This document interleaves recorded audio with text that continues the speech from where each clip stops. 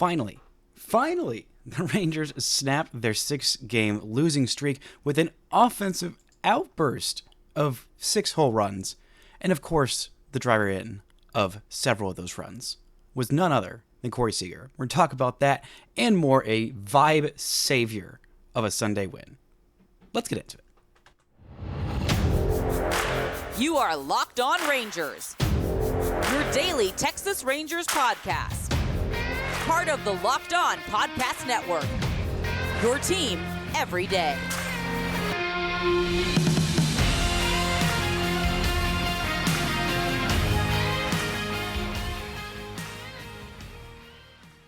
You are locked onto the World Series champion Texas Rangers. I'm Bryce Patrick, a cripplingly addicted Texas Rangers fan covering this team for 11 seasons, including all 6 as the founder and host of this podcast.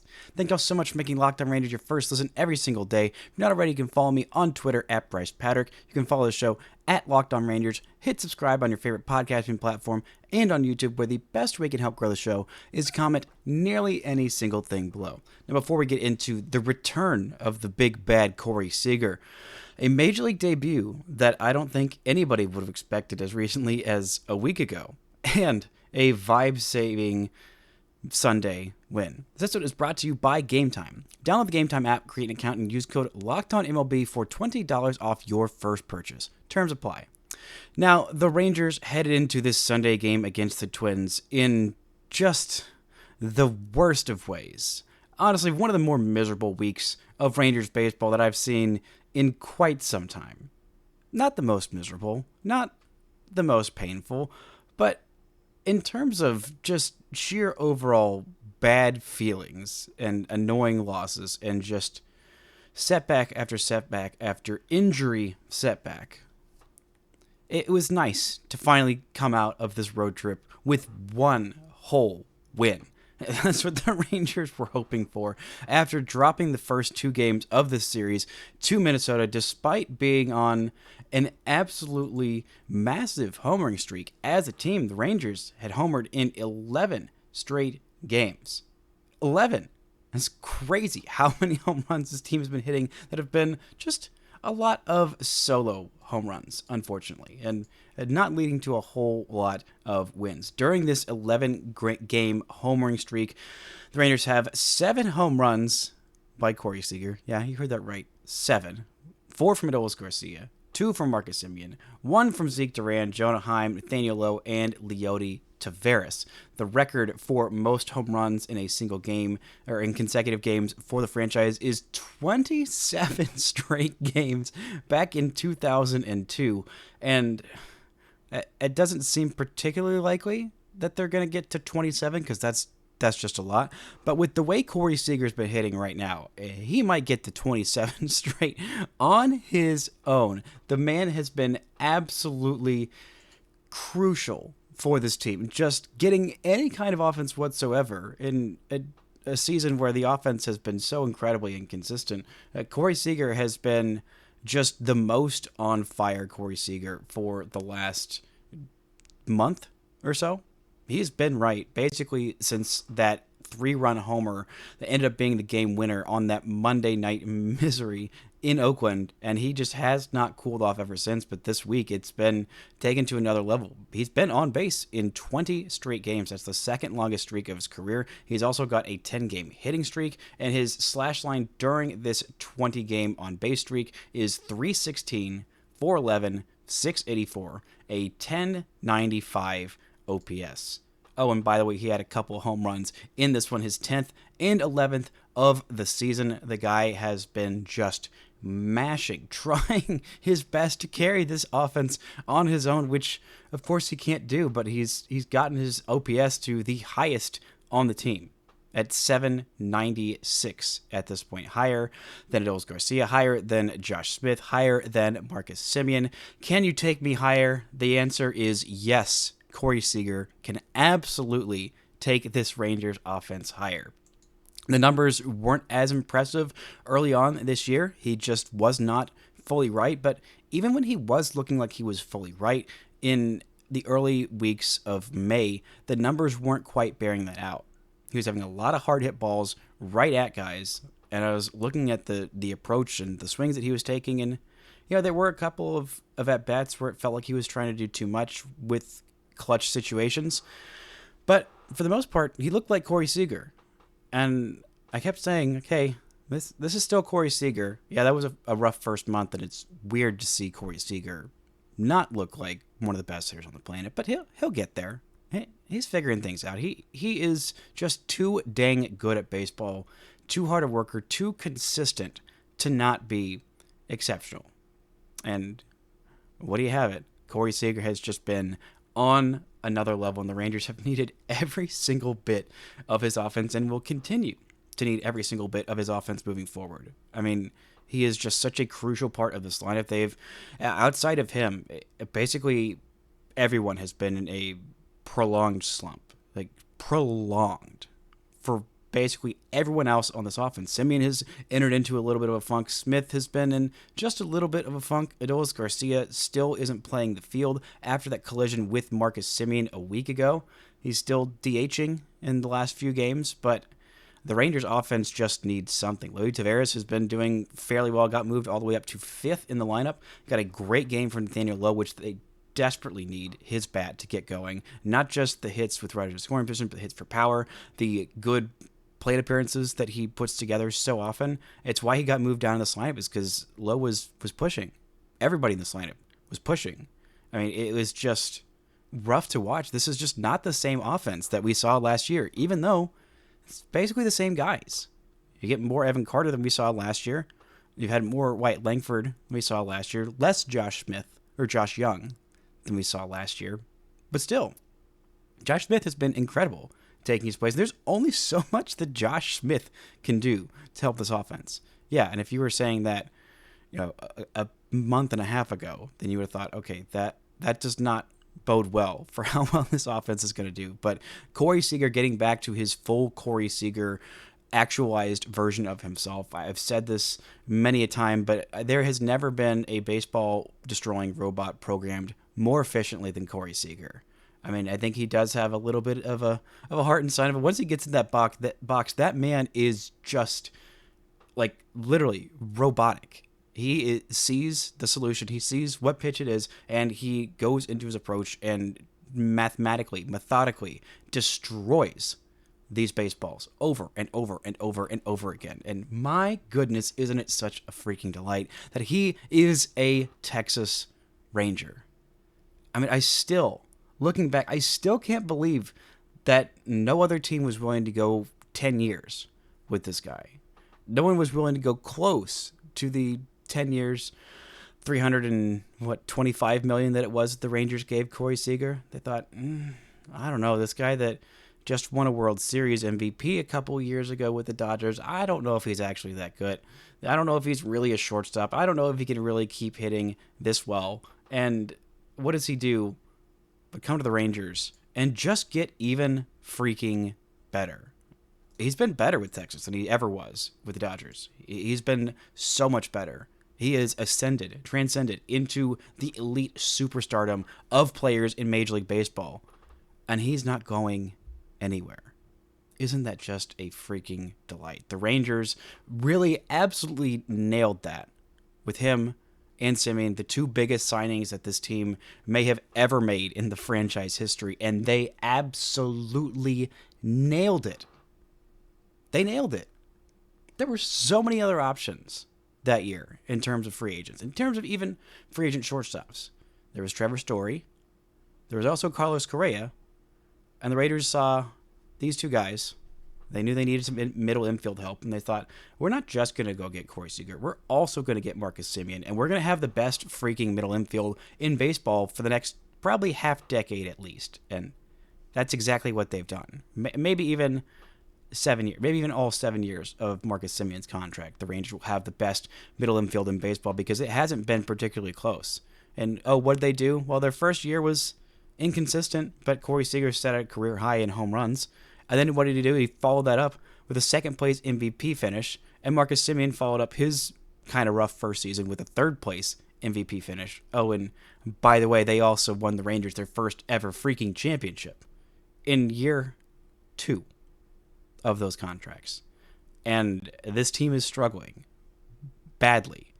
and their leadership is on full display. Their work ethic, their ability to just go about their business quietly and work their freaking tails off. And everyone sees that every single day. And that has a trickle-down effect to the young guys, the guys who haven't been around, the guys who haven't seen superstars that don't have this kind of a work ethic. They go, oh, this is what superstars do. This is how they work. This is how they go about their business, their consistency, all kinds of different intangibles that they don't necessarily need to lead by giving rah-rah speeches and what have you.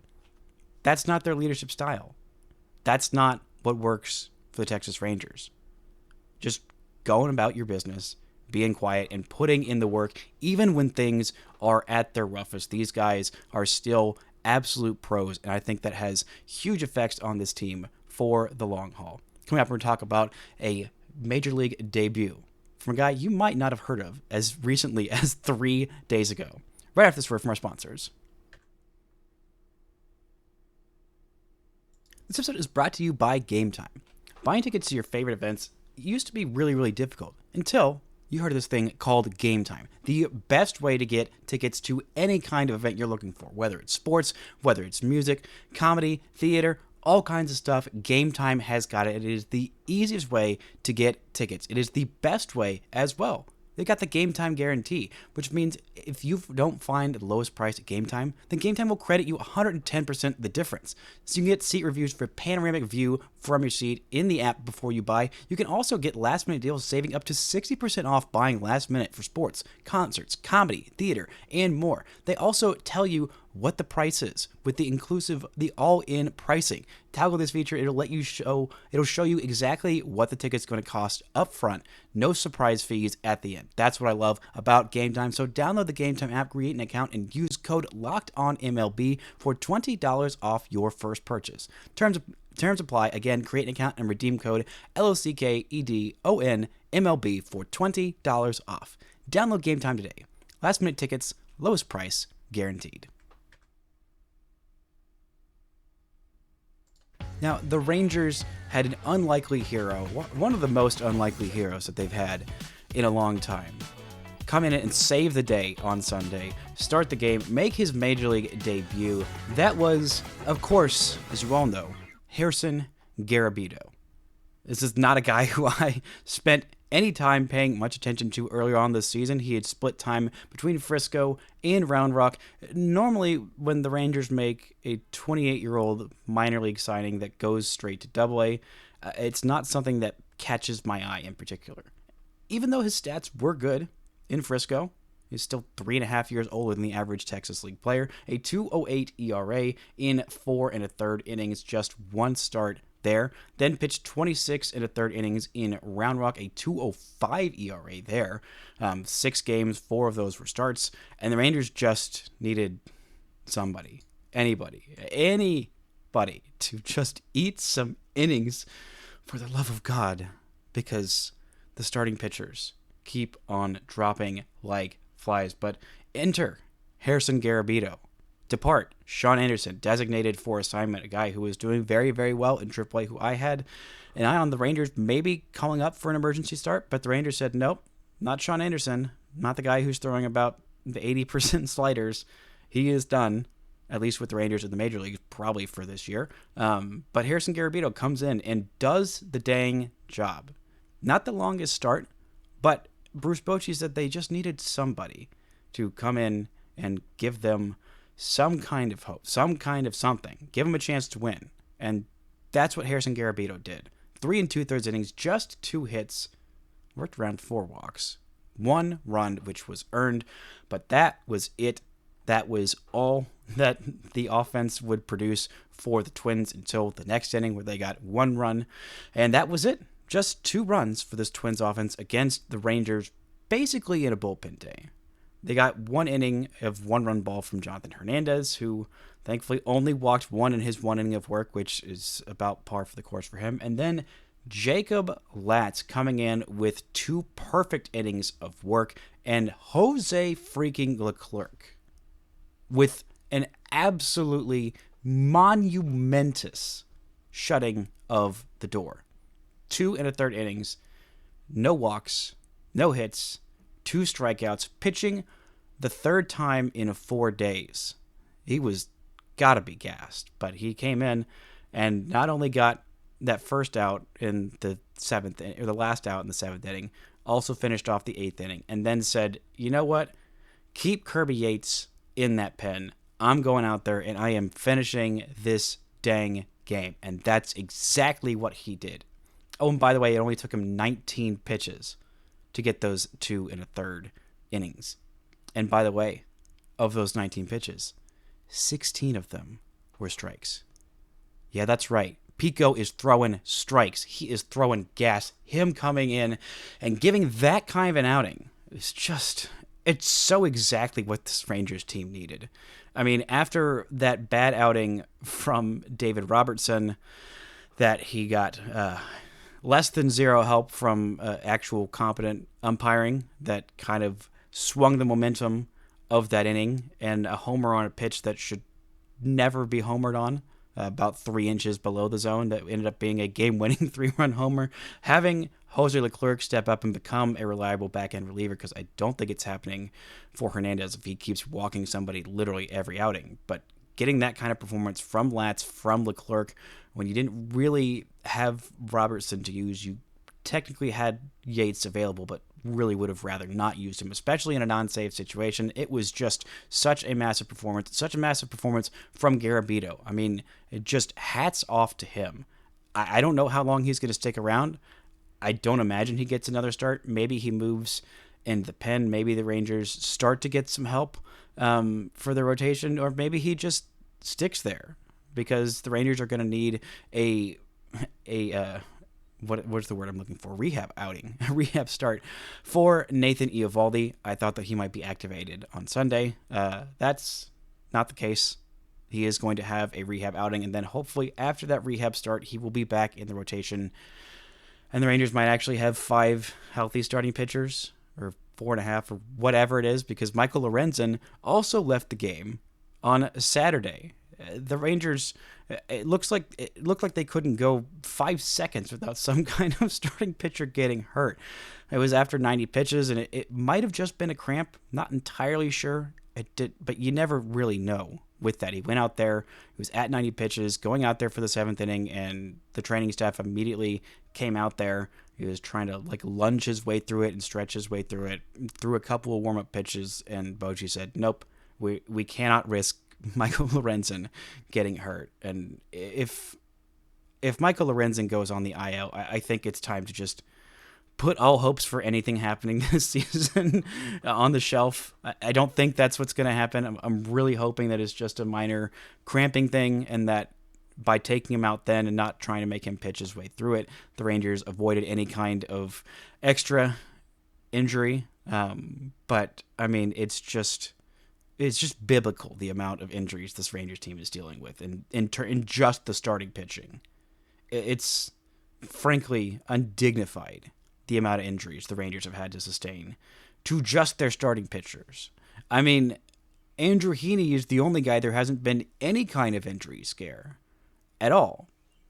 Urena even had a little bit of a scare the other day, it felt like. It's been crazy, the amount of injuries not only they had going into the season, having those 3 big guys on the IL for half the year, probably, but the amount of injuries to the starting pitching just from the start of the freaking season, with Bradford going on the IL with his cracked ribs, and that being a huge factor for this team. Eovaldi looking amazing, then going on the IL. John Gray, as soon as I'm talking about, oh my gosh, thank God the Rangers have John Gray, he goes on the IL for 15 days. Dane Dunning, right when everything is going to crap, goes on the IL for 15 days. Thankfully comes off of it.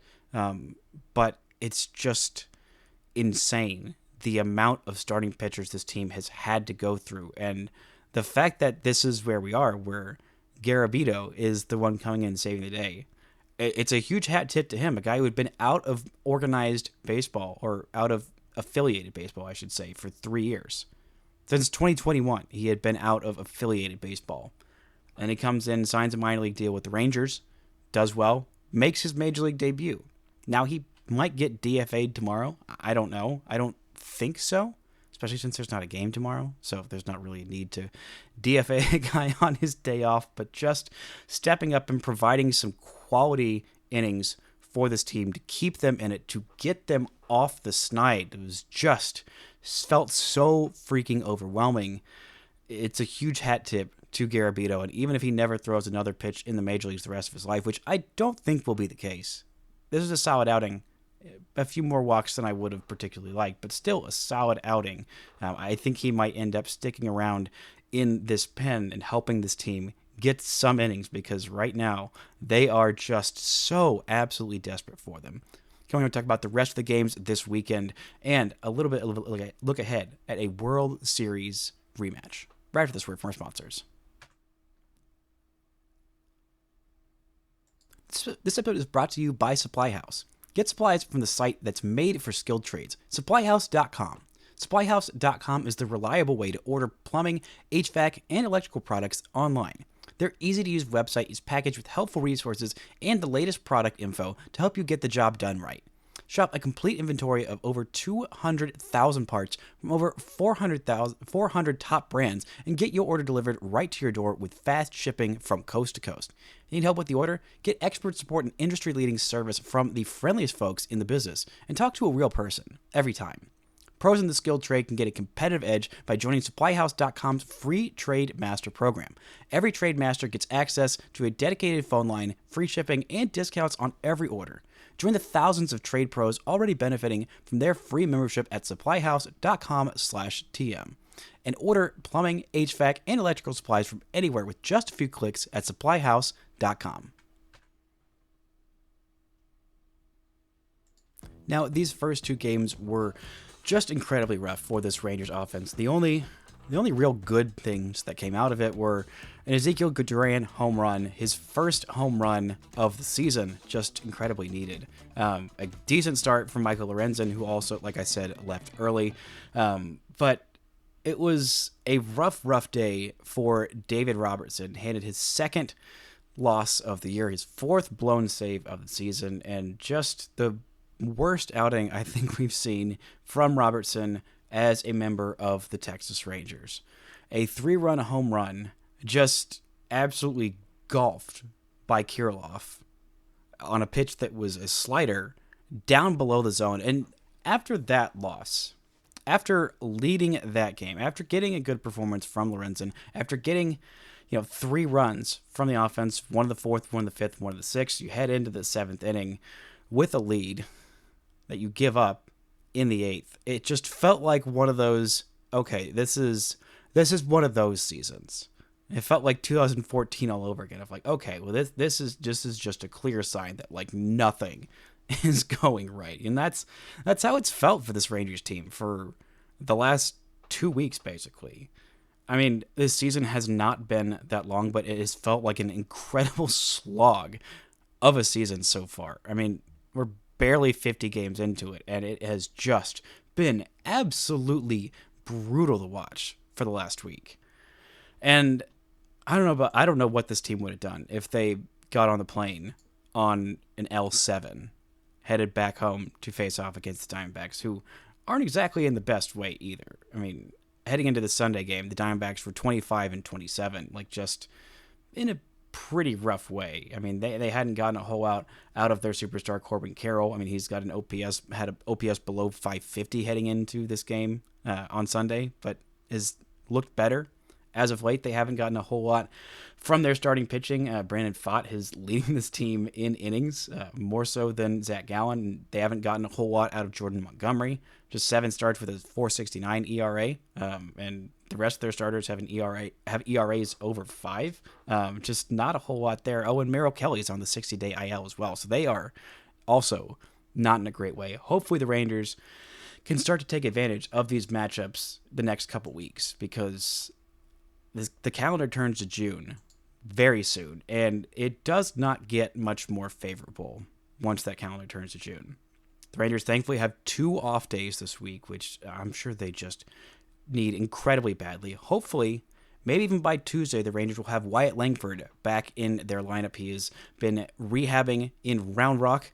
He played the field on Saturday. I believe he will also probably play the field on Sunday. So hopefully getting his bat back in the lineup and hopefully hitting like we all expected, like he expected himself to do. Hopefully that can provide some kind of a spark. Just getting someone back in this lineup hopefully can give the Rangers offense some kind of life. But the next couple of series are huge for this Rangers team. 2 games at home against the D-backs. You need to at least, you need to probably win both of those. Then they travel to Miami, who's one of, if not the worst teams in all of baseball this year.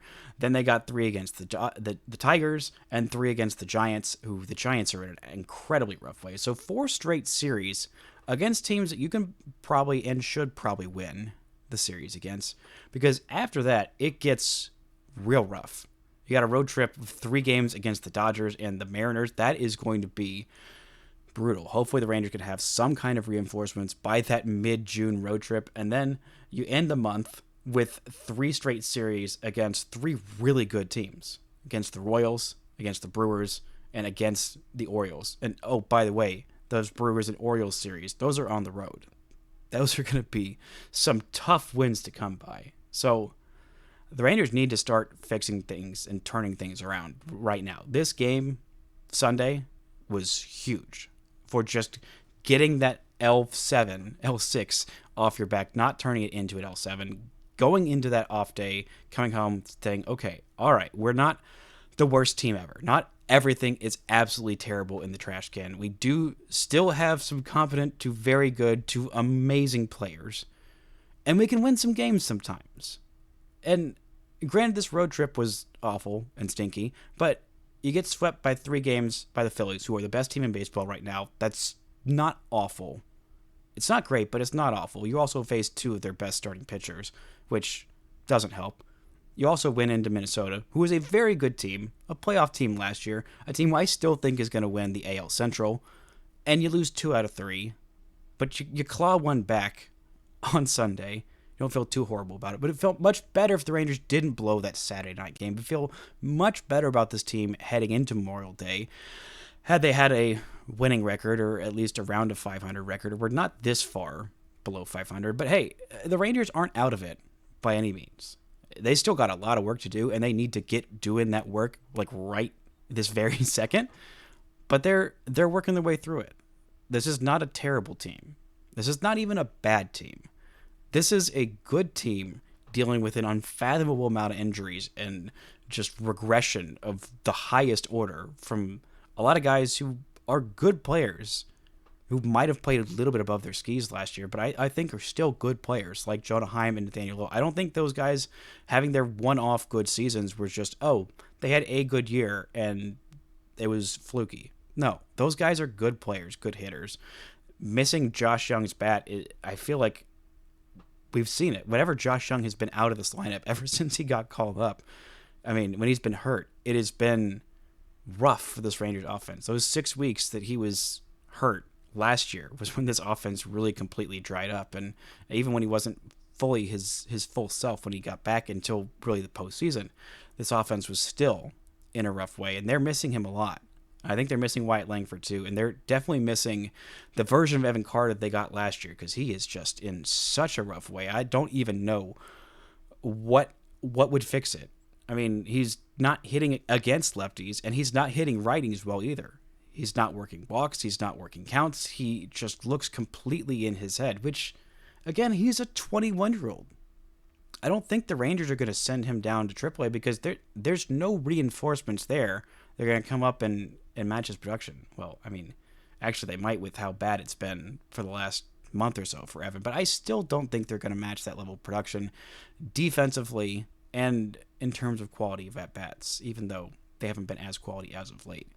This team just needs to get home, take those off days, get right. Remember that they are the Texas freaking Rangers, a good freaking baseball team, a World Series champion baseball team that has not had that much turnover, but still is slumping incredibly. I mean, it's amazing how much one win at times, at the right time, can turn things around and turn around the vibes of a clubhouse. And I don't think that there has ever been a win this season that has turned around the momentum more. Now, I could be wrong, and they could end up going on another L6 and just be completely out of it by the time they even get to that road trip against the Dodgers and against the Mariners. But I don't think they will. This is a team that is very mentally resilient. It is a collective mind funk of the highest order, from the injuries plaguing the starting rotation to the inability to hit with runners in scoring position all throughout the offense, which is so weird because they were so incredibly good at it. Even earlier this year, it's just the last 3 weeks. It's like, oh, what if instead of having good at bats with runners in scoring position, we just collectively pushed too hard and had bad at bats? I don't know what it is. I wish I did. If I did, then I might be a coach being paid to fix it. But I am not that smart, alas. But I do know that it feels much better to head home and an off day and a World Series rematch coming off of a win than it does off of another absolutely stinky loss. But that's going to do it for today's show. Thank y'all so much for listening and subscribing. And until next time, don't forget to enjoy World Series champion Texas Rangers baseball.